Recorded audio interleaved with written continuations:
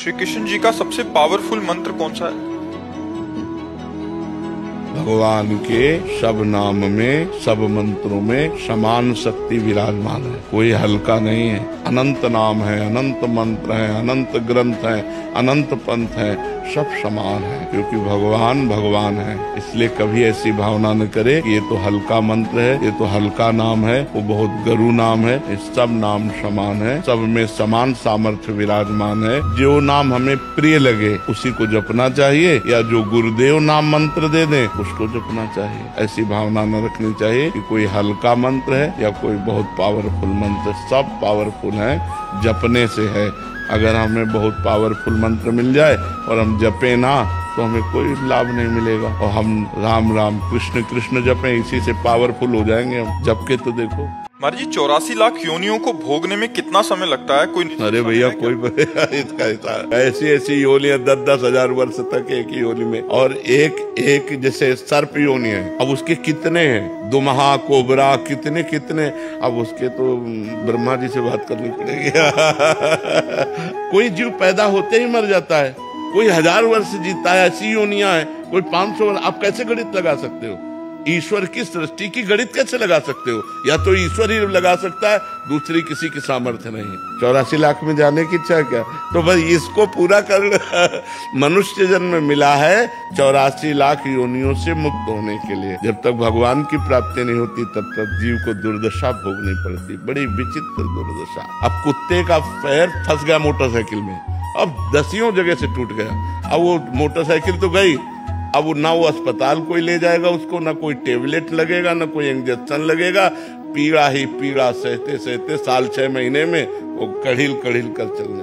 क्या योनियों को कष्ट है। अरे जी देखी जाएगी जो होगा। कल किसने देखा, आज भोग लो। आज तो जब देखने को मिलता है तब देखने लायक नहीं रहते। कर्मों का फल बड़ा विचित्र है, इसलिए डरो, पाप कर्म मत करो, भगवान का नाम जप करो। अन्य योनियों में बहुत दुख है। तुम्हारा शरीर छूटा कौन पूछता है यार? तुम चाहे जिस पद में हो और चाहे जितने बड़े यशस्वी हो, तुम्हारे मरने के बाद यहाँ जब भगवान का नाम नहीं ले रहे लोग तो तुम्हारा नाम कहाँ से लेंगे? और तुम्हारे साथ जाएगा क्या? यहाँ का बैंक बैलेंस, यहाँ की वाह, यहाँ की तुम्हारी पत्नी पुत्र परिवार। अरे जब देह नहीं जाएगा तो तुम्हारे साथ कुछ नहीं जाएगा। दुनिया में लाखों का मेला जुड़ा, हंसा जब उड़ा तो अकेला उड़ा। उसे अकेला भोगना पड़ता है, फिर नई योनियों में जाकर के दुर्गति भोगता है। इसलिए होश में रहो। जो पूर्व पाप का कर्म है उसे भोग लो हंसते हुए। आगे कोई पाप मत करो, नाम जप करो और अच्छे आचरण करते हुए विजय को प्राप्त हो। परमात्मा ने तुम्हें खेती दे दी और बीज दे दिया, अब बोते क्या हो ये तुम्हें देखना है। खेती दे दी भारत भूमि में मनुष्य शरीर, बीज दे दिया तुम्हारी बुद्धि। पाप कर्म बोते हो या पुण्य? गन्ना बोगे तो गन्ना मिलेगा, बम्बुल बोगे तो बम्बुल मिलेगा। या मनमानी आचरण करते हैं, इसके बाद भगवान को दोष देते हैं। नहीं भाई, बहुत संभल करके करो, फिर देखो आपको आनंद आता है कि नहीं। हम अंदर की तुम्हें बात कहते हैं। यदि तुमसे पाप कर्म ना हो तो आप देखो आप सुख में ही डूबते चले जाओगे। लेकिन मनमानी आचरण करते हो, पाप करते हो, जब उसका दंड आता तो भगवान को कोसते हो। भगवान एक सर्व समर्थ पिता है जो तुम्हें दे दिया। अब तुम उसका बर्ताव क्या करते हो अपनी श्वासों का, ये तुम देखो। अच्छाई तो अच्छाई ही रहनी चाहिए, अच्छाई में बुरा।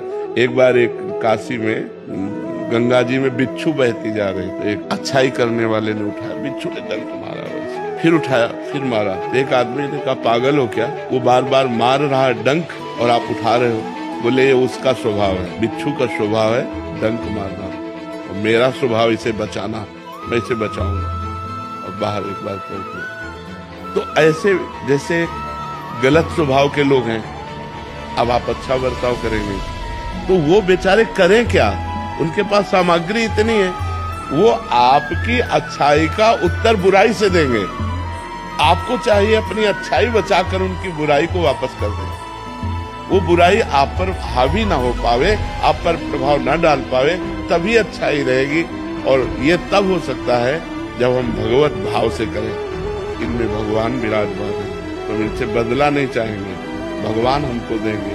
हमारी अच्छाई का फल हमें भगवान देंगे। हमारे प्रारब्ध को भी भुगवाया जाता है कभी कभी स्वप्न में। स्वप्न में ऐसे प्रारब्ध को भुगवाया जाता है जो अनजाने में पाप बन गया। जैसे हम अचानक ऐसे देखते हुए जैसे हमारा पैर मेढक पे पड़ गया, किसी जीव पे पड़ गया, वो मर गया, तो अब आपकी इच्छा तो नहीं थी और अचानक कोई घटना घट गई, कोई जीव मर गया, तो वो स्वप्न में आपको पीड़ा दी जाएगी, वो स्वप्न में आपको काटा जाएगा, स्वप्न में आपको पीटा जाएगा, स्वप्न में आपको दंड दिया जाएगा।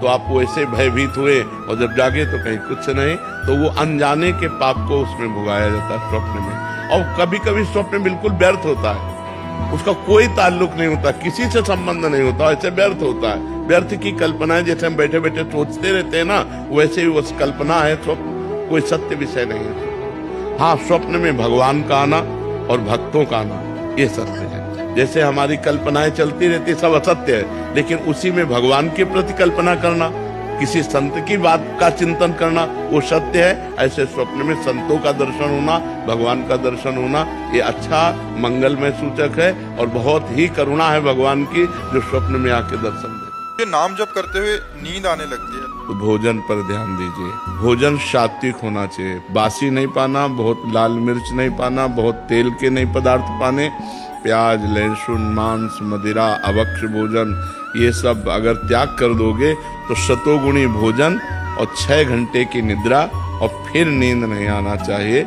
अगर नींद आती तो खड़े होकर भजन करना चाहिए, टहलने लगना चाहिए, ठंडा पानी रख ले मुख में ऐसे डाल लेना चाहिए। नींद भजन में नहीं आनी चाहिए। नींद को नींद के समय में अच्छे से दे दो, 6 घंटा सोने के लिए दे दो और इसके बाद फिर उससे लड़ाई लड़ो, फिर उसको मतलब आलस्य प्रमाद में समय नष्ट नहीं होना चाहिए।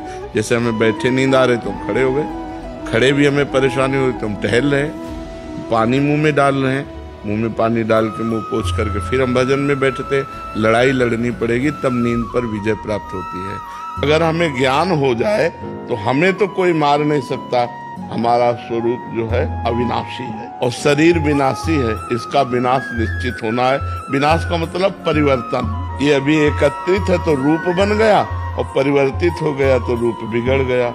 तो हमें भगवान का नाम जप करके सत्संग के द्वारा, शास्त्र स्वाध्याय के द्वारा ये ज्ञान प्राप्त करना है कि मैं शरीर नहीं हूँ, मैं प्रभु का हूँ, प्रभु का अंश हूँ, अविनाशी हूँ। जब असलियत में ये ज्ञान अनुभव में आ जाएगा तो मृत्यु का भय खत्म हो जाएगा। भजन करके जीवन मरण के चक्र को रोक देना चाहिए, विधि के विधान को पलट देना चाहिए। हम मनुष्य हैं, हम भगवान को अधीन कर सकते हैं तो विधि का विधान क्या चीज होता है? हमारे किए हुए कर्मों का फल ही विधि का विधान होता है। हम उन सबको पलट देंगे भजन बल से, तपस्या बल से, अच्छे आचरण से, भगवान का नाम जप करते हुए। मनुष्य जन्म कोई सूकर कुकर का जन्म है क्या कि जो विधान है वही केवल भोगते रहे? भजन के बल से हम अपने मृत्यु को रोक सकते हैं, भजन के बल से हम अमर हो सकते हैं, भजन के बल से हम जो चाहे बन सकते हैं। भजन में बहुत बड़ा बल है। हम मनुष्य हैं, मनुष्य हैं, हम कोई साधारण देव दुर्लभ देही हमको प्राप्त है। बड़े भाग मानुष तन पावा, सुर दुर्लभ सद ग्रंथन गावा, दुर्लभो मानुषो देहो, शास्त्र कह रहा है हमें दुर्लभ देह प्राप्त हुई, हम जो चाहे वो कर सकते हैं।